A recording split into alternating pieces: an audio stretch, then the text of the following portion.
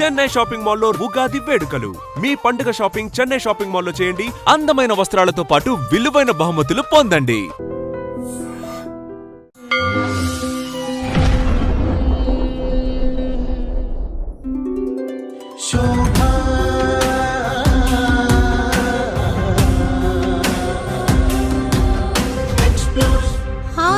Explore only the truth, the two for you all. Shobha explores.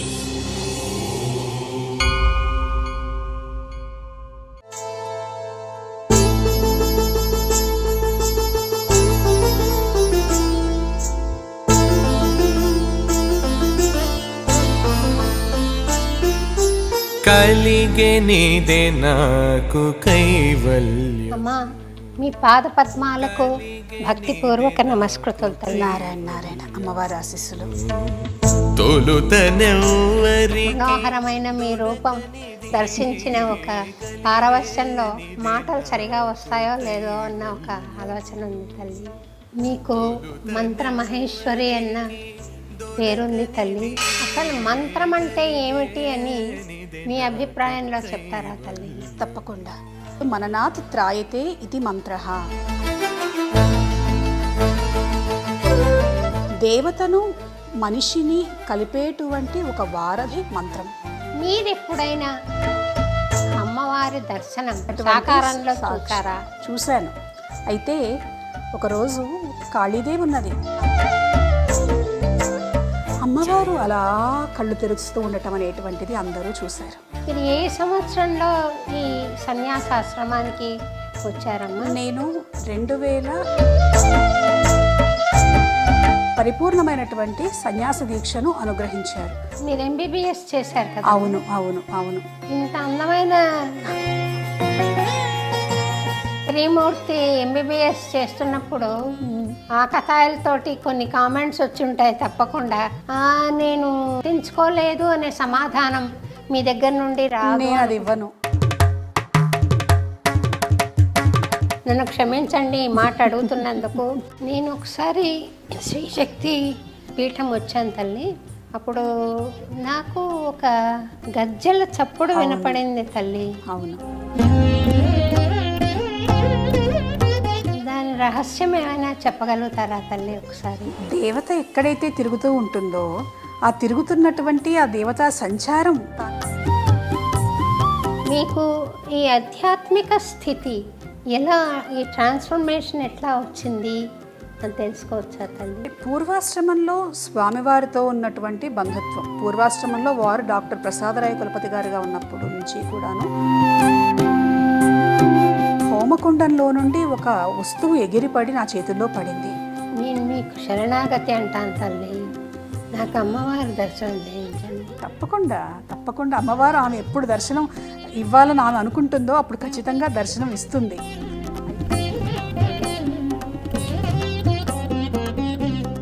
అమ్మా, మీ పాద పద్మాలకు భక్తిపూర్వక నమస్కృతులు తల్లి. నారాయణ నారాయణ అమ్మవారి ఆశీస్సులు. మిమ్మల్ని చూసిన ఆనందంలో మనోహరమైన మీ రూపం దర్శించిన ఒక పారవశ్యంలో మాటలు సరిగా వస్తాయో లేదో అన్న ఒక ఆలోచన ఉంది తల్లి. మీరు ఆలోచించవలసిన పని లేదు. స్వామి మీతో మాటలు పాటలు రెండూ కూడా అద్భుతంగా వచ్చేటువంటి శక్తి స్వామి ఇచ్చాడు కాబట్టి చక్కగా ముందుకు తీసుకెళ్ళగలరు కార్యక్రమాన్ని. సంతోషం. మననాత్ త్రాయతే ఇది మంత్రం అంటారు కదా. మీకు మంత్ర మహేశ్వరి అన్న పేరుంది తల్లి. మంత్రం అంటే ప్రయోజనం చెప్పారు కదా, అది త్రాయతే ఇది మంత్ర అని చెప్పారు. అసలు మంత్రం అంటే ఏమిటి అని మీ అభిప్రాయంలో చెప్తారా తల్లి? తప్పకుండా. మంత్రం అనేటువంటి శబ్దానికి అర్థం ఏమిటో మీరు చెప్పారు. ఇప్పుడు మీరు చెప్తూ మననాత్ త్రాయతే ఇది మంత్ర అనేటువంటి దాని శబ్ద అర్థాన్ని మీరు చెప్పటం జరిగింది. అయితే దాని అర్థం మననం చేస్తే త్రాయతే రక్షిస్తుంది అంటే మననం పదే పదే అనటం అనేటువంటి అర్థంగా మాత్రమే కాకుండా ఒక గాఢమైనటువంటి భావన చేస్తూ దేవతను మనిషిని కలిపేటువంటి ఒక వారధి మంత్రం. ముఖ్యంగా ఏమిటి అనంటే మనకి స్తోత్రాలున్నాయి, శ్లోకాలున్నాయి, అలాగే రకరకాల పూజలున్నాయి, వ్రతాలున్నాయి. కానీ వీటన్నిటికంటే కూడాను మంత్రానికి ఉన్నటువంటి స్థానం చాలా ప్రత్యేకంగా కనిపిస్తూ ఉన్నది. మామూలుగా ఇప్పుడు ఈ చెప్పినటువంటి క్రతువుల్లో కూడా మనకు మంత్రాలు వినిపిస్తాయి. క్రతువు చేసేటువంటి క్రియా మంత్రాలు, దేవతకు నేను పుష్పాలు సమర్పిస్తున్నాను లేదా ఒక అర్ఘ్యం సమర్పిస్తున్నాను, ఇది కూడా ఒక మంత్రంగానే భావిస్తాం, క్రియా మంత్రం పూజలో చేసేటువంటిది. అలా కాకుండా కామ్యము నిష్కామము రెంటికి కూడాను మంత్రాలు చెప్పబడ్డాయి. అంటే ఎటువంటి కోరిక లేకుండా పరమేశ్వర స్వరూపంగా ఆ మంత్రాన్ని భావించటం. అంటే ఒక్క మాటలో చెప్పాలి అని అంటే శబ్ద స్వరూపమైనటువంటి దేవతాత్మక చైతన్యం మంత్రం. రూపం మనకు కనిపిస్తుంది, అదే దేవత శబ్దాకృతిని తీసుకుంటే అది మంత్రం. అలా సాక్షాత్తు దేవతను మనం అక్షరాలతో చేసేటువంటి స్మరణ మంత్రం. అక్షరార్చనగా శబ్దార్చనగా మనం భావిస్తూ అది నిష్కామమైనటువంటి కోరికలకు చేయటం. అంటే నిష్కామమైనటువంటి కోరికలు ఏముంటాయి అని అంటే మోక్షం పొందాలనేటువంటిది కూడా ఒక కోరికే. కాకపోతే అది లౌకికమైనటువంటి వ్యవహారం కాదు కాబట్టి అటువంటి మోక్ష మార్గానికి చేసేటువంటి మంత్రములు ఉన్నాయి. మామూలు మానవ జీవితంలో కష్టములు, నష్టములు, ఇబ్బందులు, బాధలు వీటిని తొలగించుకోవటంతో పాటుగా అనుకున్నవి సాధించటం కోసం కూడా మనకి ఆ మంత్రం అనేటువంటి మార్గాన్ని పరమేశ్వరుడు మహాదేవుడైనటువంటి శివుడు అందించాడు. పార్వతీదేవికి ఆయన చెప్పాడు. మేరుతంత్రము మొదలైనటువంటి 108 మంత్ర గ్రంథములను స్వయంగా పరమేశ్వరుడే మనకి అనుగ్రహించాడు. అట్లా ఎంతోమంది దేవతలకు సంబంధించి ఎన్నో మంత్రాలు చెప్పబడ్డాయి. వీటిని ప్రధానంగా ఏమిటంటే వేద మంత్రాలు మనకు కనిపిస్తూ ఉన్నాయి. అలా కాకుండా మనకి మంత్ర మార్గంలో, తంత్ర మార్గంలో ఉపాసనా మంత్రములు కొన్ని కనిపిస్తూ ఉన్నాయి. ఇలా అనేకమైనటువంటి మంత్ర సంబంధించినటువంటి విశేషాలు ఉన్నప్పటికీ కూడా అసలు మంత్రం అనేటువంటిది గురువు ఉపదేశం వల్ల మాత్రమే దాన్ని మనం మంత్రంగా భావించాలి. పుస్తకంలో ఉన్నటువంటి అక్షరాలు తీసుకొని నాకు ఈ మంత్రం తెలుసు, ఆ మంత్రం తెలుసు అని అనుకుంటూ ఉంటారు. కానీ అది మంత్రం కాదు. గురువు తన శక్తితోటి మామూలు అక్షరములను బీజాక్షరములుగా మార్చి అనుగ్రహిస్తారు. కాబట్టి మంత్రమూలం గురోర్వాక్యం. గురువు ఏది చెబితే అదే అసలైన మంత్రం అంటుంది మన శాస్త్రం. సంతోషం తల్లి. నేను అమెరికాకు వెళ్ళే ముందు మీ దగ్గర ఒక మంత్రం తీసుకున్నాను తల్లి. అవును అవును అవును. ఆ మంత్రం జపిస్తూ నేను నా టూర్ విజయవంతంగా ముగించుకుని తిరిగి వచ్చాను. మళ్ళీ దాన్ని ఎక్కువ సార్లు నేను జపం చేయలేకపోతున్నాను, కానీ రోజుకు 3 సార్లు అయితే స్మరణ చేస్తూ ఉన్నారు. ఖచ్చితంగా శ్రీ శక్తి పీఠంలో దశమహావిద్యల ప్రతిష్ట జరిగింది కదా. అవును. నేను అమ్మవార్లను అక్కడ దర్శించుకునే భాగ్యం కలిగింది తల్లి. సంతోషం. అయితే మీరెప్పుడైనా అమ్మవారి దర్శనం అంటే విగ్రహ రూపంలో కాకుండా ఇలా ఒక సాకారమైనటువంటి సాకారంలో చూసారా? చూశాను. అయితే అది నా వ్యక్తిగతమైనటువంటి ఒక అనుభవం, అమ్మవారు ఇచ్చినటువంటి సాక్షాత్కారం. ఇవేమిటంటే ఇప్పుడు మీరున్నారు, నన్ను చూస్తూ ఉన్నారు, అలాగే మన దేవాలయానికి వచ్చారు, నా సాధన నా మార్గం అన్నీ మీకు తెలుసు కాబట్టి మీరు చూసారా అని అడిగారు. నేను చూశాను ఫలానా రూపంలో అని చెప్తాను. కానీ సాక్ష్యం ఏది? సాక్ష్యం కావాలి సమాజానికి. అందుకని మీరు దానికి కూడా దేవతలు చూపించారు అని చెప్పడానికి చెబుతూ ఉన్నాను. ఒకరోజు కాళీదేవి ఉన్నది, నా ప్రధాన ఉపాసన దేవత కాళీ. అనేక సందర్భాలలో ఆమె దర్శనం ఇస్తూ ఉంటుంది, ఒకసారి మాత్రమే కాదు. కానీ ఇచ్చింది నాకు అమ్మవారు కనిపిస్తుంది, నాకు కనిపిస్తుందని నేను చెప్పుకుంటే కావాల్సిన అవసరం ఏమిటి? ఇతరులో ఎందుకు నమ్మాలి? నమ్మేవాళ్ళు నమ్ముతారు, నమ్మని వాళ్ళు 4 మాటలు అంటారు. కానీ ఎట్లా అంటే ఒక వ్యక్తికి నిజమైనటువంటి దేవతానుగ్రహం ఉంటే ఆ వ్యక్తి మాత్రమే చెప్పుకోవలసినటువంటి పని లేదు, దేవత చూపిస్తూ ఉంది. అటువంటి ఒక సంఘటన నేను మీకు చెప్తాను. ఒకసారి శక్తిపీఠంలో మీరు వచ్చారు, మరకత కాళీ ఉంటుంది అమ్మవారు. ఆమె కోసం నేను అక్కడే తోట పెంచాలి, అమ్మవారికి పుష్పములు అక్కడే మాలగా కట్టాలి, అక్కడే చేయాలి అనేటువంటి ఆలోచనతోటి చెబితే మన భక్తులు ఒకళ్ళు కొన్ని 100 గులాబీ పూల మొక్కలు తీసుకొని వచ్చారు. వాటిలో ఒక పువ్వు చాలా అందంగా కనిపించింది. అది వెంటనే తీసుకువెళ్ళి అమ్మవారికి పెడితే బాగుండు అని అనిపించింది నాకు. అనిపిస్తే అప్పుడు దేవాలయం మూసివేసినటువంటి సమయం. మామూలుగా మనం ఏమిటి, మన నమ్మకం ఏమిటి, దేవత కూడా విశ్రాంతి తీసుకుంటుంది, నిజంగా వాళ్ళకి అవసరమా కాదా అనేది కాదు, మన దగ్గరికి వాళ్ళు వచ్చినప్పుడు వాళ్ళకి అన్నీ కూడా మనం సరిగ్గా చేయాలి అనేటువంటి భావనతో చేస్తాం. అయితే నేను వెళ్ళాను, మన వాళ్ళు అర్చకులు వచ్చారు, తాళం తీశారు, గడియ తీశారు, తలుపు నెట్టారు, తెరుచుకోలేదు. బలంగా నెట్టారు ఇద్దరు కలిసి, తెరుచుకోలేదు. అయితే నేను అన్నాను, అమ్మవారు విశ్రమించేటువంటి సమయము, ఒకసారి తలుపు కొట్టి, అమ్మ ఇలా వచ్చాను నేను, నీకోసం వచ్చానమ్మా, తలుపు తెరవటానికి మాకు శక్తిని ప్రసాదించు అని అడగండి అని అన్నాను. కొట్టి, అమ్మ ఒక్కసారి మీకు పుష్ప సమర్పణ కోసం మాతాజీ వచ్చారమ్మా, తలుపు తెరు అని అనగానే, ఇలా అనగానే తలుపు తెరుచుకున్నది. అయితే దానికి కూడా చాలామంది చాలా తలుపు మూసుకున్నదని ఇవని అవని ఆలోచించవచ్చు, తప్పేవి లేదు, తప్పుందని అన్నాను. కానీ తలుపులు తెరిచాక నాతో పాటు ఒక 60 మంది ఇక్కడ కూడా ఉన్నారు, ఆ రోజు ఆ సంఘటన జరిగినప్పుడు ఉన్నవాళ్ళు. అమ్మవారు అలా కళ్ళు తెరుస్తూ ఉండటం అనేటువంటిది అందరూ చూశారు. నిద్రించిన తర్వాత మనం లేచేటప్పుడు మూతలు పడ్డటువంటి కన్నులు తెరిస్తే ఎలా ఉంటుందో, ఆ అర్ధనిమీలితమైనటువంటి నేత్రములు విచ్చుకుంటూ పరమేశ్వరి దర్శనం ఇచ్చింది అందరికీ. అక్కడ ఆ సమయంలో ఉన్న వాళ్ళందరికీ ఇచ్చింది దర్శనం. అమ్మవారికి ఆ పుష్పాన్ని సమర్పించి, అమ్మ మళ్ళీ ఏదో నాకు కలిగినటువంటి ఆసక్తి వల్ల నువ్వు విశ్రమించేటువంటి సమయంలో ఇబ్బంది పెట్టారమ్మా, మళ్ళీ చెయ్యను అని చెప్పి రావటం జరిగింది. ఇలాంటివి కొన్ని వందల వేల సార్లు అమ్మవారు ఆమె చూపించటం జరిగింది. ఆమె నేను ఇక్కడ ఉన్నాను, నేను వస్తున్నాను అనేటువంటిది ఆమె ప్రత్యక్షంగా అనేక నిదర్శనములతో చూపించటం వల్ల ఆ దేవి యొక్క కరుణ ప్రతి ఒక్కళ్ళకి కూడా తెలుస్తూ ఉన్నది. సంతోషం తల్లి. అంటే ఇంకొక చిన్న మాట ఉన్నది, చాలామంది కొంతమంది అనుకునే వాళ్ళు అనుకోవచ్చు, అమ్మవారంటే సాకారమైనటువంటి రూపమేనా, అన్ని రూపాల్లోనూ అన్ని చోట్ల అణువులోనూ అమ్మవారు ఉంటుంది కదా, ఆమె లేని చోట ఎక్కడున్నది?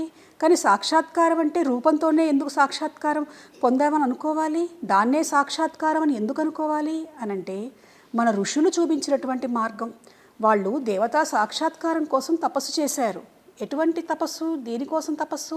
ఒక పరిపూర్ణమైనటువంటి సాకారమైనటువంటి రూపం, పురాణములలో వర్ణించబడినటువంటి రూపం, వేదములలో వర్ణించబడినటువంటి రూపం. ఆ రూపాన్ని దర్శించటం అనేటువంటిది సాధనకు ఒక పరిపూర్ణతను తీసుకొస్తుంది అని మన ఋషులు మనకు అందించినటువంటి విషయం.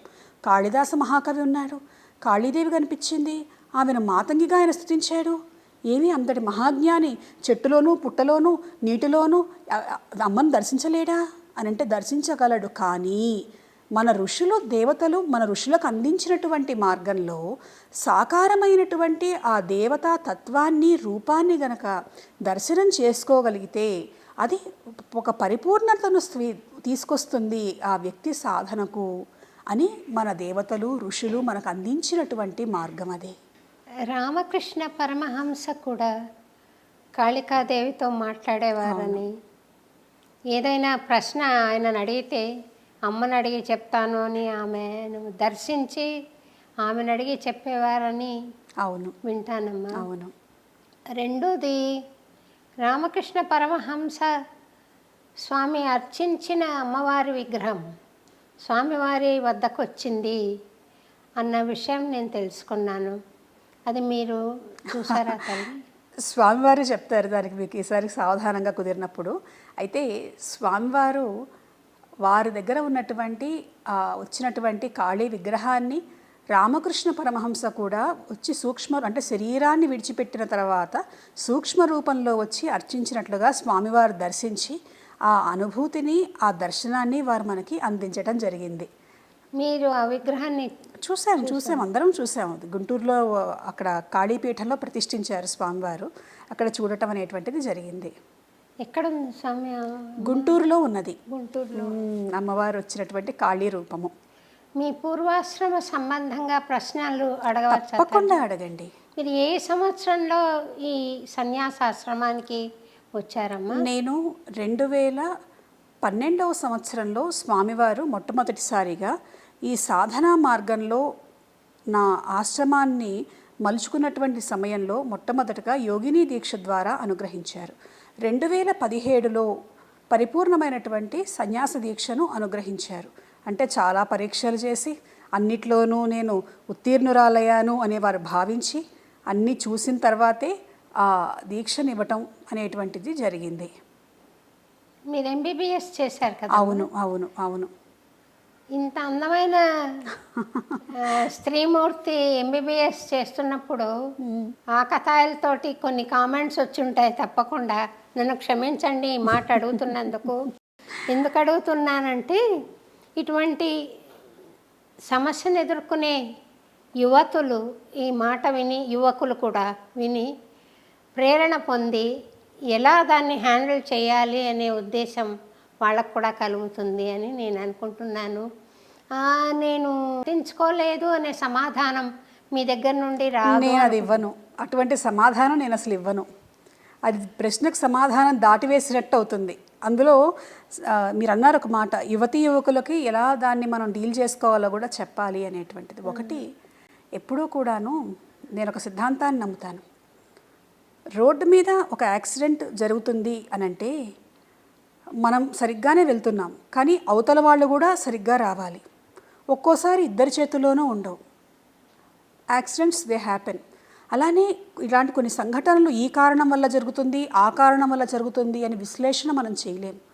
ఆ వయస్సు అనే మాట కూడా అనలేం. ఇవాళ సమాజాన్ని మనం చూస్తూ ఉంటే స్త్రీల పట్ల, యువతుల పట్ల జరుగుతున్నటువంటి అనేక సంఘటనలను కనుక మనం చూస్తూ ఉంటే, ఇదిగో ఇది వయస్సు కారణం, లేదా ఈ ఫలానా దాని ప్రభావం పడటం కారణం అనేటువంటి కారణాల విశ్లేషణ కనుక చేస్తే ఒక్కొక్కరి అభిప్రాయం ఒక్కొక్క రకంగా ఉంటుంది. కానీ వీటన్నిటికీ కూడా నేను చెప్పేటువంటి మాట ఏమిటి అని అంటే, ముందుగా ప్రతి వ్యక్తి కూడాను తన చుట్టూ తాను ఒక పరిమితిని ఏర్పాటు చేసుకోవాలి. ఆ పరిమితిని తాను దాటకూడదు, అవతల వాళ్ళని దాటనివ్వకూడదు. మన కట్టుబాట్లు, మన సంప్రదాయం ఇదే మనకు నేర్పించింది. ఉదాహరణకి మన సంప్రదాయంలో ఏమిటి, స్త్రీల గురించి మనం మాట్లాడుకుంటూ ఉన్నాం. ముఖ్యంగా చిన్నతనం నుంచి, ఒక సంవత్సరం నిండిన అమ్మాయి దగ్గర నుంచి దేవతగా భావించి పూజ చేయండి అని ఉన్నది. అంటే ఆ శరీరం దేవతకు సంబంధించినటువంటిది. ఆ ప్రతి మనిషిలోనూ దేవతను చూడమని చెప్పేటువంటి సంప్రదాయం మనది. కానీ కంటికి కనిపించదే, మానవ రూపమే కనిపిస్తుంది. ఆలోచనలు వస్తాయి, కొన్నిసార్లు మనం నియంత్రించుకోలేము. ఆ భావావేశంలో చేయకూడనటువంటి సంఘటనలు జరుగుతాయి. కనుక మనం వీలైనంత వరకు మన పరిమితులలో మనం ఉంటూ ఇతరులకు కూడా ఆ పరిమితులను విధించవలసినటువంటి అవసరం ఉన్నది సమాజంలో. అటువంటి జాగ్రత్తలు తీసుకుంటూ, జాగ్రత్తలు తీసుకున్నా కొన్ని జరుగుతున్నాయండి అని అంటే ఇంకొంత జాగ్రత్త తీసుకోమని చెప్తూ ఉంటాం. ఎదుటి వ్యక్తితోటి ఏది ఎంతవరకు మాట్లాడాలో, ఏది ఎంతవరకు పంచుకోవాలో అంతవరకే పంచుకోవాలి. పరిమితులకు మించినటువంటి అవకాశం ఎవరికైనా ఇచ్చినా కొన్నిసార్లు ఇవ్వకుండా కూడా ఇటువంటివి జరుగుతూ ఉంటాయి. అయితే పరమేశ్వరి యొక్క కృప, దేవత యొక్క అనుగ్రహాన్ని చిన్నతనం నుండి కూడా పొందటం మొదలు పెడితే, దేవతా స్మరణ చేయటం మొదలు పెడితే, కొంత మన మనస్సు, గాయత్రిలో చెప్పినట్లుగా ధియోయోనః ప్రచోదయాత్, మన మనస్సు మీద మనకు నియంత్రణ వస్తుంది. మన ఆలోచనను మనం నియంత్రించుకోగలుగుతాము. ఆ పరిమితులను మనం ఏర్పాటు చేసుకోగలుగుతాము. ఇటువంటి సమస్యలను అధిగమించగలుగుతాము. అలా పరమేశ్వరి దేవతలు ఇంతకుముందు యుగాలలో లాగా వచ్చి శంఖచక్రాలు పట్టుకొని విష్ణుమూర్తి రావటం ఇట్లాంటివి ఉండకపోవచ్చు, శూలాన్ని పట్టుకొని అమ్మవారు రాకపోవచ్చు. కానీ వాళ్ళు చేయవలసినటువంటి పని మాత్రం చేస్తారు. ఏదో ఒక రూపంలో చేస్తారు. చట్టం ద్వారా కొన్నిసార్లు చేయొచ్చు, కొన్నిసార్లు మరొక రూపంలో చేయొచ్చు. కనుక మన జాగ్రత్తలలో మనం ఉండటం, పరమేశ్వరి యొక్క సహాయాన్ని తీసుకోవటం చెయ్యాలి మనం. బాగుంది తల్లి, మంచి సమాధానం ఇచ్చారు, మంచి సమస్య పరిష్కారం కూడా సూచించారు. అయితే నేను ఆలోచన చేసేది ఏమిటంటే, వాసవి కన్యకా పరమేశ్వరి, ఆమె సాక్షాత్తు అమ్మవారి స్వరూపమే కదా. ఆమె ఎంత పవిత్రంగా ఉండి ఉంటుంది, కానీ ఆమె ఎదుర్కొన్న సమస్య ఎటువంటిది, ఆమె దగ్ధమైపోవాల్సి వచ్చింది కదా. అవును, అనే బాధ కలుగుతుంది తల్లి. అనేకులు ఆమె మాత్రమే కాదు, ఆ స్థితిని అనేక మంది మహారాణులు ఎదుర్కొన్నారు, అనేక మంది స్త్రీమూర్తులు మన చరిత్రలో ఎదుర్కొన్నారు. చెప్పండి. కలికాలం కదా తల్లి. అవును, మనసు అనేక కల్మషాలు కలిగి ఉంటుంది. అటువంటప్పుడు ఎంత పవిత్రత అయినా కూడా ఎదుర్కోవాల్సిన కొన్ని సమస్యలు వస్తాయేమో కదా. అవును, ఖచ్చితంగా వస్తాయి. నేను ఇందాక మీతో ఒక మాట అన్నాను, ఒకసారి అన్ని జాగ్రత్తలు మనం తీసుకొని మన వైపు ఎటువంటిది లేకపోయినా కూడా ఇతరుల వైపు నుండి హాని అనేటువంటిది జరగవచ్చు. ముఖ్యంగా మీరు మహిళలు, స్త్రీల పట్ల జరుగుతున్నటువంటి ఆ కన్యకా పరమేశ్వరి యొక్క వాసవి జీవితంలో జరిగినటువంటి విషయాన్ని మీరు ప్రస్తావన చేశారు. చూడండి, మనం ధర్మం కనుక చూస్తూ ఉంటే కృతయుగము, త్రేతాయుగము, ద్వాపర యుగము, కలియుగము, ఒక్కొక్క యుగంలో కూడా ధర్మస్వరూపం మారుతూ ఉన్నది. ధర్మం 4 పాదాల నుండి 3, 3 నుండి 2, 2 నుంచి 1కి వచ్చింది. ఆ రావటం అనేది ఎలా కనిపిస్తున్నది అని అంటే, మిగిలినటువంటి అకృత్యాలతో పాటుగా మహిళల గౌరవం అనేటువంటిది కూడా తగ్గుతూ వస్తూ ఉన్నది. ఒక కృతయుగంలో కంటే త్రేతాయుగంలో సీతాదేవి అనుభవించినటువంటివన్నీ మనకు తెలిసినటువంటివే. ఆ తర్వాత ద్వాపర యుగంలో ద్రౌపది ఏమనుభవించిందో మనకు తెలిసినటువంటిదే. కలియుగంలో ఏం జరుగుతున్నదో తెలిసినటువంటిదే. అంటే అధర్మం పెచ్చువిరినప్పుడు అది ప్రధానంగా మహిళల మీద కూడా దాని ప్రభావం కనిపిస్తున్నది. అయితే ఇదేదో మనం సర్ది చెప్పుకునేటువంటి సమాధానమే తప్ప సంతృప్తినిచ్చేటువంటి సమాధానం కాదు. దేవతలు ఏం చేస్తున్నారు? వాళ్ళు చూడట్లేదా? వాళ్ళ ముందు అన్యాయాలు జరుగుతుంటే వాళ్ళు మాట్లాడరేమి అని అంటే, ప్రతి యుగానికి ఒక ధర్మము, ఒక న్యాయము ఉన్నది. ఈ రోజున న్యాయదేవతగా, ధర్మదేవతగా ఆమె చేయవలసినటువంటి పని ఆమె చేస్తూ ఉన్నది. రక్షక భట వ్యవస్థను ఆ రక్షక భటను మనకి ఏర్పాటు చేసుకోవటం జరిగింది. అయితే ద్రౌపది సంఘటన జరిగినప్పుడు అక్కడ ఎవరూ లేరా రక్షించటానికి? కృష్ణుడు పరిగెత్తుకుంటూ వచ్చేంతవరకు ఎవరూ రక్షించలేని స్థితిలో ఉన్నారా? అంటే కొన్నిసార్లు అనివార్యమైనటువంటివి, ఎవరూ తప్పించలేనటువంటివి జరుగుతూ ఉంటాయి. చరిత్రలో జరిగాయి, పురాణాల్లో జరిగాయి, రాముడున్నప్పుడు జరిగాయి, కృష్ణుడున్నప్పుడు జరిగాయి. కాబట్టి ఆ జరగటం అనేటువంటిది ఉన్నది. వాటిని ఎందుకు మనం తెలుసుకోవాలి అంటే, తెలుసుకొని మన పరిష్కారములు మనం వెతుక్కోవాలి, మన జాగ్రత్తలు మనం తీసుకోవాలి. మన ప్రయత్న లోపం లేకుండా మనం అన్ని రకాలైనటువంటి రక్షణకు సంబంధించినటువంటి ఏర్పాట్లు చేసుకోవాలి. వాటితో పాటుగా వీటి నుంచి కూడా తప్పించుకోవాలి అనంటే దేవతానుగ్రహం పరిపూర్ణంగా ఉండవలసిందే. దేవతానుగ్రహం ఉంటే ఇటువంటివి కొంత జరగకుండా ఉండేటువంటి అవకాశం చాలా ఎక్కువగా కనిపిస్తూ ఉంటుంది. నేను ఒకసారి శ్రీశక్తి పీఠం వచ్చాను తల్లి, రాధాష్టమి సందర్భంగా. అవును, ఒక ప్రోగ్రాం కూడా చేయడం జరిగింది. ఉదయం ధ్యానం చేస్తారు స్వామివారు కూడా, మీరు ధ్యానంలో కూర్చుంటారు.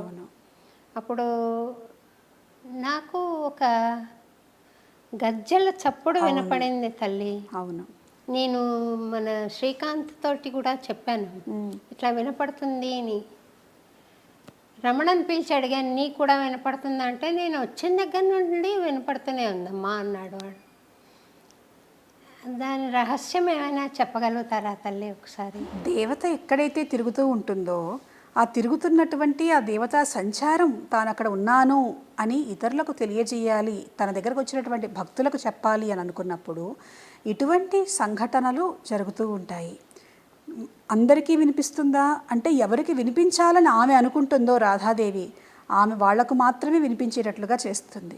ఎందుకనంటే, మీరు గజ్జల చప్పుడు అని చెప్పినట్లుగా ప్రతి సంవత్సరం కూడా అక్కడ ధ్యానం చేసేటువంటి వాళ్ళు, అలాగే రాధాదేవి మాత్రమే కాదు, కాళీ, వారాహి, ప్రత్యంగిర వాళ్ళ పూజలు చేసేటువంటి వాళ్ళు, హోమాలు చేసేటువంటి వాళ్లకు అక్కడ దేవత దర్శనం ఇవ్వటము, స్వప్న రూపంలో దర్శనం ఇవ్వటము, లేదా గజ్జల చప్పుడు రావటము, ఇట్లాంటివి జరుగుతూ ఉంటాయి.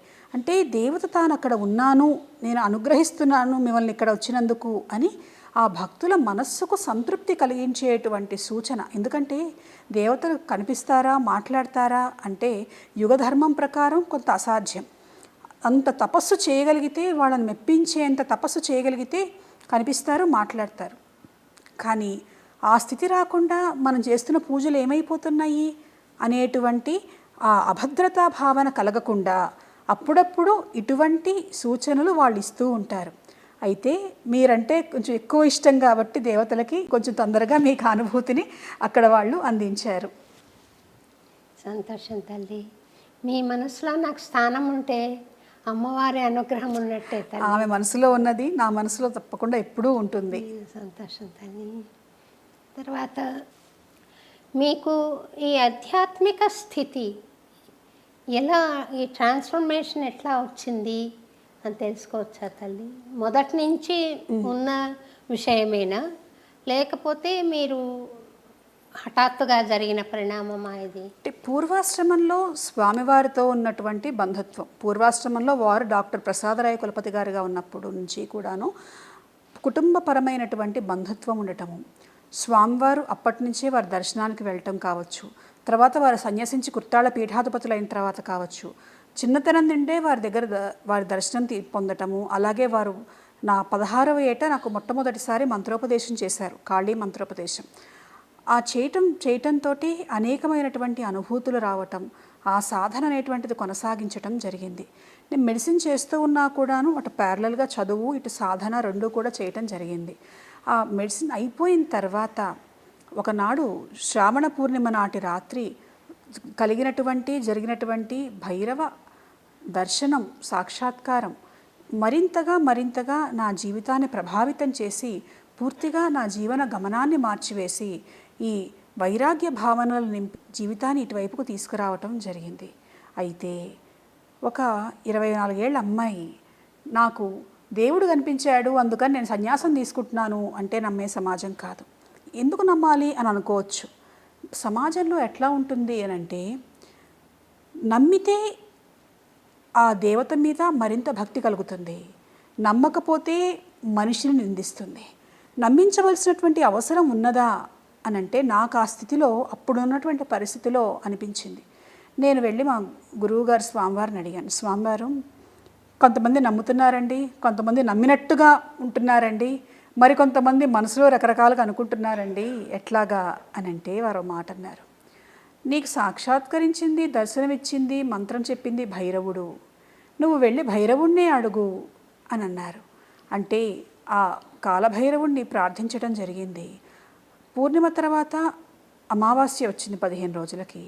హోమం చేస్తూ ఉన్నటువంటి సమయంలో అక్కడ అందరి మధ్యలో కూడాను స్వామివారు అన్నారు, నువ్వు భైరవుణ్ణి అడిగావు కదా, ఆయన సమాధానం ఇస్తున్నాడు చూడు అన్నారు. హోమకుండంలో నుండి ఒక వస్తువు ఎగిరిపడి నా చేతుల్లో పడింది. అదేమిటి అని అంటే రుద్రాక్ష చూడు అన్నారు. ఒక మట్టి ముద్దలాగా ఉన్నది, దాన్నంతా కడిగితే దానిలో నుండి ఒక ఏకముఖి రుద్రాక్ష వచ్చింది. అట్లా అటు అలౌకికమైనటువంటి అనుభూతులు, ఇటు లౌకికంగా దేవతలు నిత్యము నాతో ఉంటున్నారు అనేటువంటి వారి అనుగ్రహ సూచనల వల్ల లౌకికమైనటువంటి విషయ వ్యవహారాల పట్ల పూర్తిగా ఆసక్తి నశించిపోయింది. రోజులో 15 గంటలు 20 గంటలు హోమాలు చేయటము, యజ్ఞాలు చేయటము, ధ్యానం చేయటము, వీటితోటి నా జీవితం అంతా ముందుకు వెళ్తూ వస్తూ ఉంది. ఒకానొక సందర్భంలో అయితే బృందావనానికి వెళ్ళిపోయి ఉందాము, అక్కడ దేవతా సాధన చేస్తూ ఉండిపోద్దాము అని అనుకుంటే మా గురువుగారు స్వామివారు అంగీకరించలేదు. దేవతలు మనల్ని అనుగ్రహించినప్పుడు, వాళ్ళు అనుగ్రహించినటువంటి ఒక అనుగ్రహాన్ని మనకి ఇచ్చినప్పుడు అది మన వరకు మనం పరిమితం చేసుకోకూడదు. మనకు వీలైనంత వరకు 10 మందికైతే 10 మందికి, 100 మంది అయితే 100 మందికి, 1000 మంది అయితే 1000 మందికి, 1,00,000 మంది అయితే 1,00,000 మందికి ఆ అనుగ్రహ స్వరూపాన్ని మనం చూపించగలగాలి. ఆ దేవతా సామ్రాజ్యంలోకి వాళ్ళందరినీ అడుగు పెట్టించగలగాలి.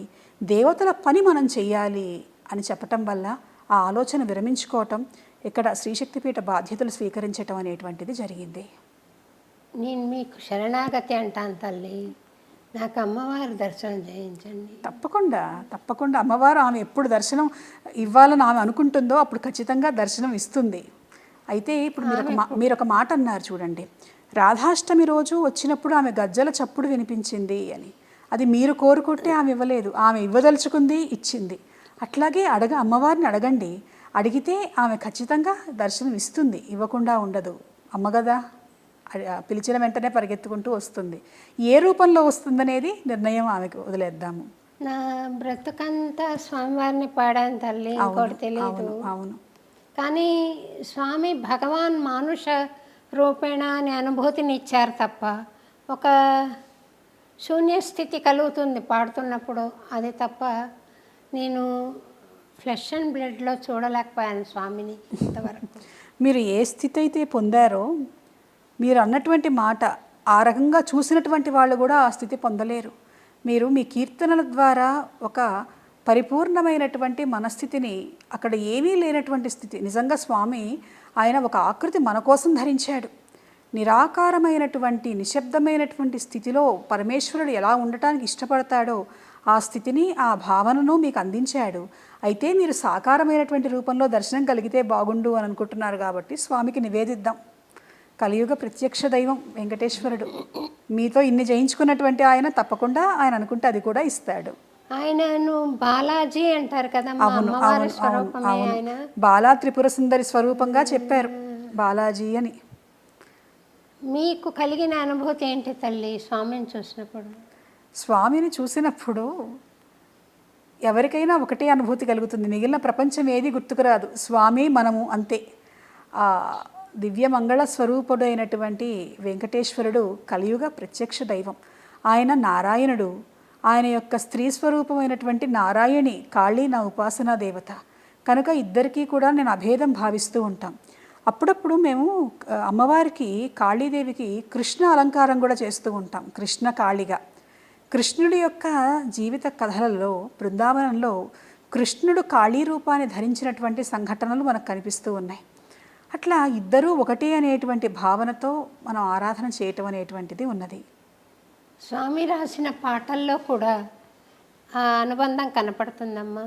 దుర్గాదేవి కాళికాదేవి కృష్ణుడు. అవును, నారాయణుడు పద్మనాభ సహోదరి, ఆమె నారాయణి. అమ్మవారు మీకు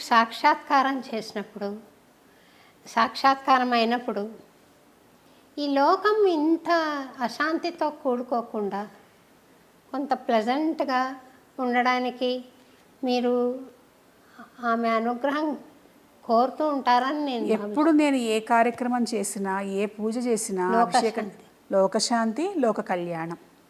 అయితే ఇక్కడ ఒక్క విషయం మనం గ్రహించవలసినటువంటిది ఉన్నది. అమ్మవారు కనుక వస్తే మొత్తం శాంతిమయంగా ఉంటుంది, గొడవలు ఉండవు, యుద్ధాలు ఉండవు అని అనుకుంటాం, బాగానే ఉన్నది. కానీ దేవతలు నిజరూపాలలో ఉన్నప్పుడు కృతయుగంలో చూడండి, లేదా దేవీ భాగవతం అమ్మవారికి సంబంధించినటువంటి చరిత్రలో చూడండి, రక్తబీజుడు కావచ్చు, మహిషాసుడు కావచ్చు, శుంభనిశుంభులు కావచ్చు, అమ్మవారు సాక్షాత్కరించి నువ్వు మారాలి, మారకపోతే నేను సంహరిస్తానన్నా కూడా మారలేదు. అంటే దేవత కంటి ఎదురకుండా ప్రత్యక్షంగా నిలబడ్డా కూడా చెడ్డవాడు మారలేడు, మారలేకపోవచ్చు అనేటువంటిది మన పురాణ వాంగ్మయం మనకు అందించింది. దేశ కాలమాన పరిస్థితుల ప్రకారం, కలియుగ ధర్మ ప్రకారం దేవత ఉన్నది, రక్షిస్తున్నది. కాబట్టి ఇంత కలియుగంలో కూడా ఈ మాత్రం ఈ లోకం ఉన్నది. మన కోవిడ్ వచ్చినప్పుడు కావచ్చు, లేదా భూకంపాలు వచ్చినప్పుడు కావచ్చు, సునామీ వచ్చినప్పుడు కావచ్చు, ఎంతో జరగవలసినటువంటిది కొద్దిపాటి దాంతో పోయింది దేవతా అనుగ్రహం ఉండటం వల్లే. ఈ కాలం కొంచెం తీవ్రంగా ఉంటుంది, ప్రకృతి బీభత్సాలతో అంటున్నారు, నిజమేనమ్మా? కాలానికి ఉన్నటువంటి లక్షణం అదేగా, ఎప్పుడు ఒకలాగా ఉండదు. ఒక్కొక్క సమయంలో ఒక్కొక్క రకమైనటువంటి స్థితిలో మనం గమనించుకోవచ్చు. అందులో రేపు ఉగాది రాబోతూ ఉన్నది, కొత్త సంవత్సరం, కొత్త పంచాంగం, కొత్త రాశి ఫలాలు. దానికి ముందు 3వ తారీఖున గ్రహణం రాబోతూ ఉన్నది. కొంచెం గ్రహణం వచ్చినటువంటి సమయంలో ఏంటంటే అశాంతి కొంత ఉంటుంటుంది. అందుకనే గ్రహణ సమయంలో చేసేటువంటి ప్రత్యేక మంత్రాలు కొన్ని చెప్పారు. రాహుకేతువులు సూర్యచంద్రులకు సంబంధించినటువంటి స్థితులలో ఈ గ్రహణాలు ఏర్పడతాయి. ఈ రాహుకేతువులు తామస శక్తులు కాబట్టి ఆ అసుర శక్తులు విజృంభించేటువంటి సమయంలో కొంతమంది ప్రత్యేకమైనటువంటి దేవతలను గనక ఆరాధన చేస్తే ఆ తామస శక్తి ఏదైతే చెడు ప్రభావం, దుష్ప్రభావం ఏదైతే ఉంటుందో అది మన మీద పడకుండా ఉంటుంది అని మంత్రశాస్త్రంలో అందుకు సంబంధించినటువంటి మంత్రాలు కూడా కొన్ని చెప్పారు, ప్రత్యేకమైనటువంటివి. అంటే ఒకటి మనం చెప్పుకుంటుంటాం, prevention is better than cure అని. అందుకు మార్గాలు అన్నీ మా మహర్షులు మనకు అందించారు. కాకపోతే చేయగలగాలి, చేయాలి. చేసేవాళ్ళు తక్కువ అవుతున్నారు, ఆ మంత్రశక్తి తక్కువ అవుతూ ఉన్నది. అందువల్ల దుష్ఫలితాలు, దుష్ప్రభావాలు, విపరీత పరిస్థితులను మనం ఎక్కువగా చూస్తూ ఉంటున్నాం సమాజంలో. బీజాక్షర ఉపాసన ఉంది కదా అమ్మ, అది ఎవరైనా చేయవచ్చా? ఉపదేశం పొందిన వాళ్ళే? ఉపదేశం పొందితేనే అది బీజాక్షరం అవుతుంది. మంత్రమూలం గురోర్వాక్యం. గురువు మనకి ఏది మంత్రంగా అనుగ్రహిస్తే అదే మంత్రం. బీజాక్షరాలు లేనటువంటి మంత్రాలు ఉన్నాయి. మంత్రం అంటే సాధారణంగా కొన్ని బీజాక్షరాలు దేవతా పేరు ఉంటుంది, కానీ దేవతా పేరు లేనటువంటి మంత్రాలు ఉన్నాయి, రకరకాలుగా ఉన్నాయి. గురువు ఏది ఉపదేశిస్తే అది చేసుకోవచ్చు. అయితే ఆ ఉపదేశం అనేటువంటిది అందరికీ గురువులు చేస్తారా, అందరూ అర్హులేనా అనేటువంటిది ప్రశ్న అక్కడ ఉదయిస్తుంది. అందరూ బీజాక్షరాలు చేయకూడదు అన్నదానికి ఏమిటనంటే ఉపదేశం లేకుండా చేయకూడదు అని ఒక అర్థం తీసుకోవచ్చు. మరొక అర్థం అందరికీ అన్నీ ఉపదేశించకూడదు అని ఒక అర్థము తీసుకోవచ్చు. కానీ మన సంప్రదాయంలో మా గురువుగారు చెప్పినటువంటి విధానంలో ప్రతి ఒక్కరికి కూడాను, స్త్రీలు కావచ్చు, పురుషులు కావచ్చు, ఎవరైనా కావచ్చు, దేవతను మంత్రమార్గంలో ఆరాధించేటువంటి అర్హత ప్రతి ఒక్కరికి కూడాను ఉన్నది. ఒకటే నా దగ్గరకు చాలామంది వచ్చి అడుగుతారు, ఏమన్నా నియమాలు ఉన్నాయా? భక్తి, శ్రద్ధ అదే ప్రధానమైనటువంటి నియమము. కనుక మంత్రోపదేశం కనుక పొందితే ఖచ్చితంగా బీజాక్షరాలు, ఇప్పుడు బీజం అంటే ఏమిటి? మూలం. ఆ బీజాక్షరము అలాగే మూల మంత్రం అని అంటారు కొంత చెప్పేటప్పుడు. ఆ బీజం అంటే ఏమిటి? మూలం, సీడ్. దాని నుంచే చెట్టు ఎట్లా అయితే వస్తుందో ఆ దేవతకు, ఆ మంత్రానికి అది మూలమైనటువంటి విత్తనం. అది ఆ శక్తి అందులో ఉన్నది. కాబట్టి గురు ఉపదేశం కనుక ఉంటే అందరూ చేసుకోవచ్చు. సగటు మనిషి ఉన్నాడు కదమ్మా, అతను భగవత్ స్వరూపాన్ని ఆస్వాదించగలగాలి అంటే స్టెప్ 1, స్టెప్ 2, స్టెప్ 3, స్టెప్ 4 అని ఇలా సాధనలు ఏమైనా ఉన్నాయి. ఇప్పుడు మనకి మానవ జీవితంలో చెప్తున్నప్పుడు మామూలుగా బాల్యము, యవ్వనావస్థ, తర్వాత బ్రహ్మచర్యము, తర్వాత గృహస్థాశ్రమము, ఆ తర్వాత వానప్రస్థము, ఆ తర్వాత తురీయాశ్రమము, ఇలా రకరకాలైనటువంటి స్టెప్స్ మన వాళ్ళు ఆల్రెడీ చెప్పటం జరిగింది. అంటే ఒక్కొక్క వయస్సు వల్ల కావచ్చు, అనుభవం వల్ల కావచ్చు, చుట్టుపక్కల ఉన్నటువంటి పరిస్థితుల వల్ల కావచ్చు, మనిషి యొక్క మనస్థితి మారుతూ ఉంటుంది. చిన్నప్పుడు అమ్మ తప్ప ప్రపంచంలో ఇంకేం తెలియకపోవచ్చు. కొన్నాళ్ళు అయిన తర్వాత స్నేహితులు, ఆ వివాహం అయ్యాక భార్య లేదా భర్త, ఆ తర్వాత సంతానం కలిగితే వాళ్ళ పట్ల, ఇంకో తరం గనక వస్తే వాళ్ళ పట్ల. అంటే మనిషి యొక్క జీవితంలో ఆ ఆలోచించేటువంటి మనస్సు, చుట్టూ తిరిగేటువంటి భావనలు ఒకరి దగ్గర నుండి ఒకరి దగ్గరికి వెళ్తూ ఉంటాయి. కానీ ఇష్టదేవత అంటే చాలామందికి ఒకరే ఉండొచ్చు, పుట్టిన దగ్గర నుంచి చివరి వరకు. లేదా కొంతమందికి అప్పుడప్పుడు మారచ్చు, దేవత రూపం మారచ్చు. కానీ ఇష్టదేవత అనేటువంటిది ప్రతి వ్యక్తి జీవితంలో ఉండటం జరుగుతుంది. అయితే ఆ దేవతను దేనికోసం పూజిస్తారు? మామూలుగా దేవత మీకు ఏ కష్టాలు తీర్చరు, ఏ బాధలు తీర్చరంటే అసలు గుడికన్నా వెళ్తారా ఎవరైనా? అనుమానమే, సందేహమే.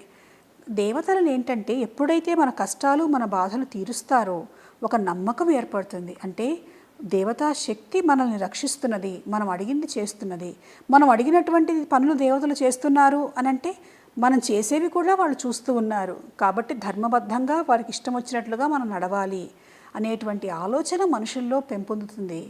తర్వాత దేవతాత్మకమైనటువంటి చైతన్యం వల్ల వారు ఆ మార్గాన్ని అనేటువంటిది ఎంచుకుంటారు.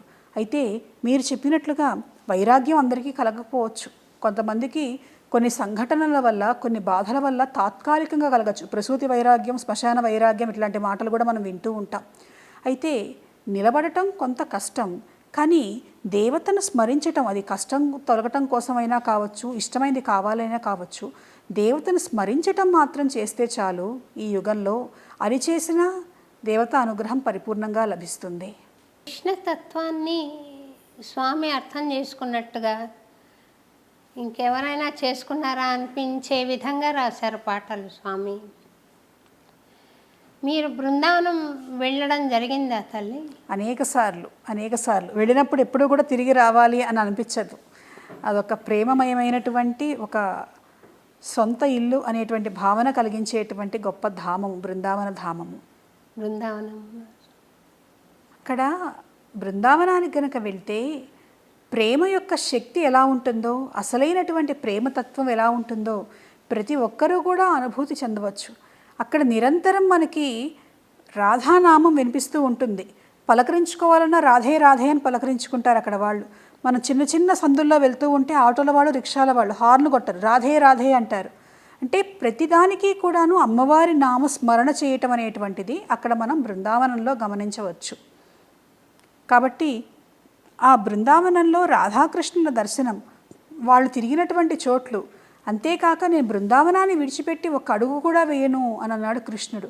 ఇవాల్టికి కూడా రాధాకృష్ణులు అక్కడ సంచరిస్తూ ఉంటారు అని చెప్తారు. నిధువన్ను, సేవాకుంజ్ మొదలైనటువంటి చోట్లకైతే కొన్ని చోట్ల రాత్రిపూట తలుపులు వేసేస్తారు. 7:30, 8 దాటిన తర్వాత ఎవరు వెళ్ళరు. ఒకవేళ ఎవరైనా తెలియక వెళితే వాళ్ళు మరణించటమో లేదా పిచ్చివాళ్ళు అవటమో జరుగుతుంది. ఎందుకని అనంటే దేవతలు స్వయంగా దిగి వస్తారు. ఆ చైతన్యాన్ని తట్టుకునేటువంటి శక్తి మామూలు వాళ్లకు లేదు. కనుక బృందావనంలో ఇవాల్టికి కూడా రాధాకృష్ణ సంచారం ఉన్నది. వారు అక్కడ స్థిర నివాసం ఏర్పరచుకున్నారు అని అంటారు అక్కడ ఉన్నటువంటి వారు. మీరు అక్కడ కృష్ణుడిని చూడగలిగారా తల్లి? నాకు కృష్ణుడి కంటే రాధాదేవి మీద భక్తి ఎక్కువ. రాధాదేవి మీకు దర్శనం అయి ఉంటారు కదా అక్కడ అని నేను చెప్పలేను, కానీ ఆమె దర్శనం ఇవ్వదలుచుకున్నప్పుడు ఇచ్చింది.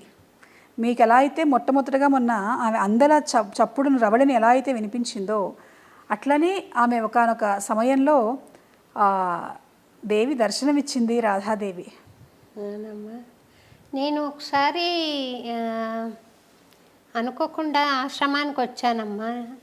వచ్చి శ్రీకాంత్ గారితో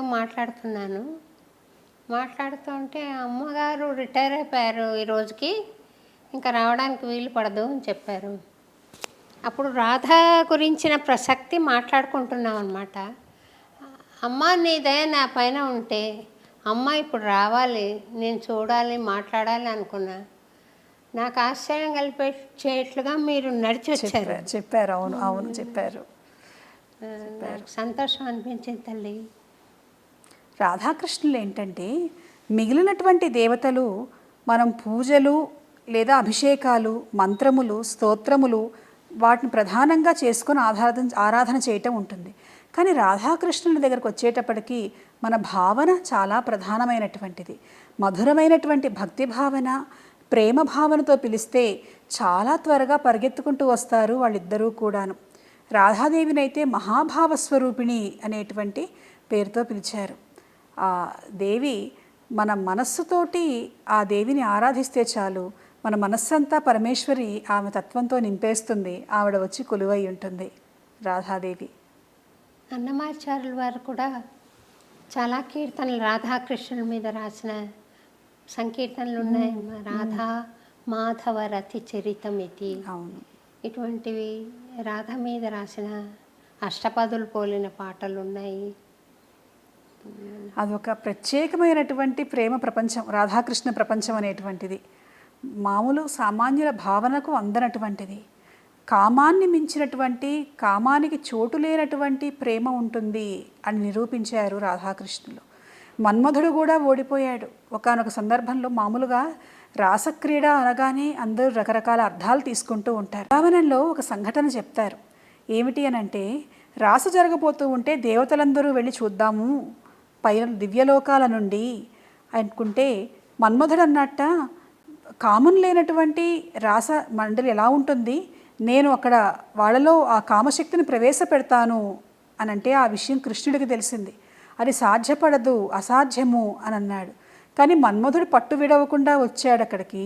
అప్పుడు రాధాదేవి ఆమె తన సఖి అయినటువంటి లలితను పిలిచింది. ఆమె అక్కడ ఉంచున్నది. మన్మధుడు వేస్తున్నటువంటి బాణాలు మొత్తం ఈమెకు తాకి కింద పడిపోయినాయి. అలా మన్మధుడు ఆ మదనుడిని సైతం మోహింపజేశాడు కృష్ణుడు రాధాదేవి కాబట్టి ఆమె మదనమోహిని అయినది, ఆయన మదనమోహనుడు అయ్యాడు. వాళ్ళతో పాటు ఉన్నటువంటి ఏ ఒక్క గోపిక మీద కానీ రాధాకృష్ణుల మీద కానీ ఆ మన్మధుడి యొక్క బాణాలు కూడా పనిచేయనటువంటి స్థితి. అటువంటి ఒక మహత్తరమైనటువంటి భావ స్వరూపమైనటువంటి మహాస్థితి బృందావనంలో రాధాకృష్ణుల యొక్క తత్వానికి సంబంధించిన స్థితి. మీతో మాట్లాడుతుంటే నాకు రాధాదేవితో మాట్లాడుతున్నాను అన్న అనుభూతి కలుగుతుంది. ఎందుకంటారు అంటే నేను చాలా కాలం తర్వాత రాధానామాన్ని ఎన్నిసార్లు స్మరిస్తూ ఉన్నాను. నాకు రాధానామాన్ని కనుక స్మరిస్తే నా ఆలోచన ఆగిపోతుంది, నా మాట ఆగిపోతుంది, మనస్సు శరీరము ఒక పారవస్య స్థితిలోకి వెళ్ళిపోతాయి పరమేశ్వరి అయినటువంటి రాధా స్మరణ చేస్తూ ఉంటే. అందుకని నేను కొంచెం జాగ్రత్తగా ఉంటాను అమ్మవారి నామాన్ని ఉపయోగించేటప్పుడు. ఈ క్షణంలో మీతో మాట్లాడుతూ ఉన్నా కూడా ఆ పరమేశ్వరి యొక్క ప్రేమ తరంగాలు, ఆ దేవి యొక్క తత్వం అంతా అణువణువున నిండి ఉందా అనేటువంటి భావన కలుగుతూ ఉన్నది. అదే మీ మీద ప్రతిబింబిస్తూ ఉన్నది. ఎన్నో అడగాలని ఉందమ్మా. మీరు ఒకసారి అన్నమయ్యపురం దయచేస్తే తప్పకుండా తప్పకుండా అక్కడ ఒక పార్ట్ 2 కింద మళ్ళీ తప్పకుండా చేద్దాం. చేద్దామని ఈసారి నేను అనుకుంటున్నాము. ఖచ్చితంగా నేను వస్తాను. ఇంకా కొన్ని ప్రశ్నలు అడిగి మిమ్మల్ని వేధించడం ఎందుకు, అమ్మగారు విశ్రాంతి మీరు అడిగితే నాకు ఎప్పుడూ సంతోషమే.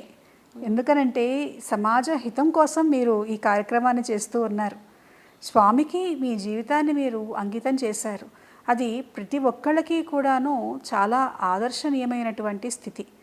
మామూలుగా మనకి ఆ కాలంలో ఫలానా వాళ్ళు ఉన్నారు, ఈ కాలంలో ఫలానా వాళ్ళు ఉన్నారు, వాళ్ళు మనకు స్ఫూర్తి అని అనుకోవచ్చు. కానీ ఈ కాలంలో ఆధ్యాత్మిక రంగంలో దేవతాత్మకమైనటువంటి ఆ అనుగ్రహాన్ని పొందే వాళ్ళందరికీ కూడాను మీరు ఒక స్ఫూర్తిగా నేను భావిస్తూ ఉంటాను.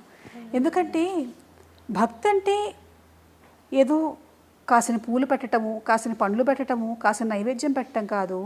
మన జీవితాన్ని ఒక పుష్పంగా మార్చి స్వామి పద్మాలకు అంకితం చేయాలి అనేటువంటిది మాటల్లో కాదు, చేతల్లో చేసి చూపించారు మీరు.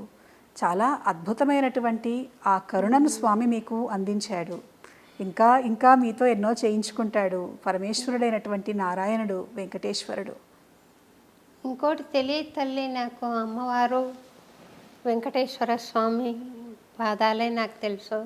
వాళ్ళనే నేను శ్రీశక్తి పీఠం వచ్చినప్పుడు కూడా వరాహి అమ్మవారిలో కానీ కాళికామాతలో కానీ నేను దర్శించాను, ఆ శక్తినే దర్శించాను. ముందు స్వామివారితో మాట్లాడాలని వచ్చాం కానీ స్వామివారు రాలా. టైం ఉందని చెప్పి నేను ఫస్ట్ వరాహి అమ్మవారిని దర్శించి అక్కడ ఒక పాట పాడిన తర్వాత స్వామివారి దర్శనం ఇచ్చారమ్మా నాకు. దక్షిణ భారతదేశంలో ఎక్కడా లేనటువంటి విధంగా భూగర్భంలో పాతాళ శ్వేతవారాహిగా అమ్మవారు మనకు అక్కడ కొలువై ఉన్నది. ఆమె కూడా అంతే, ఎన్నో మహిమలు, ఎన్నో సంఘటనలు. కొన్నిసార్లు ఏంటంటే ఆమె చిన్నపిల్లలు చేసినటువంటి పనులు కూడా చేస్తూ ఉంటుంది.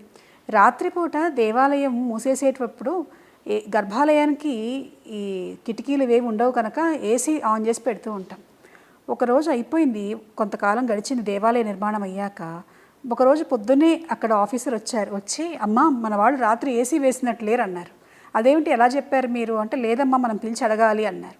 అడిగితే రాత్రి ఏసీ వేయలేదు కదా అన్నారు. వెళ్ళి చూసుకుంటే ఆపేస్తున్నది. మీకు ఎలా తెలుసు, ఎవరు చెప్పారు అని అడిగితే, వారాహిదేవి కనిపించిందమ్మా ఇవాళ వీళ్ళు నాకు ఏసీ వేయలేదని చెప్పింది అని అన్నారు.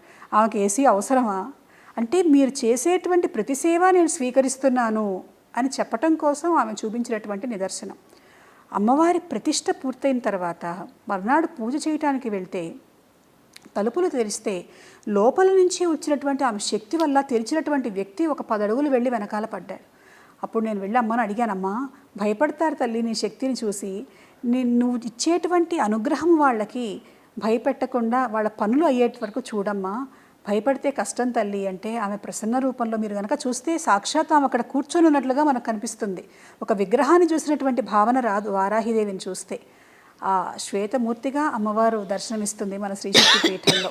అంతేకాక తిరుమల ప్రాంతం మనకి వెంకటేశ్వరుడికి కూడా వరాహస్వామి ఆయన అనుమతిచ్చాడు అని మనకు కనిపిస్తుంది.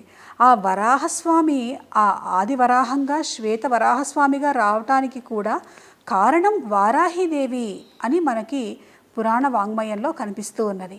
అందుకని అక్కడ ఆ వారాహిదేవిని మనం ప్రతిష్ఠించుకున్నాం. ఇవాళ లక్షలాది మంది ప్రజలు వచ్చి అమ్మను దర్శించుకొని ఆమె అనుగ్రహాన్ని పొందుతున్నారు. చాలా సంతోషం తల్లి, మీరు ఆశీస్సులు అనుగ్రహం ఉంచండి.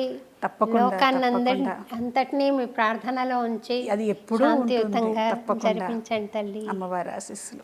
థ్యాంక్స్ తల్లి. నమస్కారం. And for more videos, please subscribe to iDream. Please subscribe to iDream. Please subscribe iDream. And please subscribe to iDream. For more videos, subscribe to iDream. please like, share and subscribe to the channel. Congratulations, iDream. Subscribe to iDream. Subscribe to iDream. So subscribe to iDream Media. iDream ki iDream team andarki huge congratulations. Please subscribe iDream Media. Please subscribe to iDream. Subscribe iDream. Please subscribe to iDream. iDream అంటే నా కళల channel subscribe చేసుకున్న నోరు తిరుగుతలేదు, మీరైతే గంట గుర్తు కొట్టండి. For more such videos, please subscribe to iDream. Subscribe to iDream. Please subscribe to iDream. Please subscribe iDream Media. Please do subscribe to iDream. Please subscribe to iDream Media. For best entertainment and information, please subscribe iDream. And don't forget to subscribe to iDream.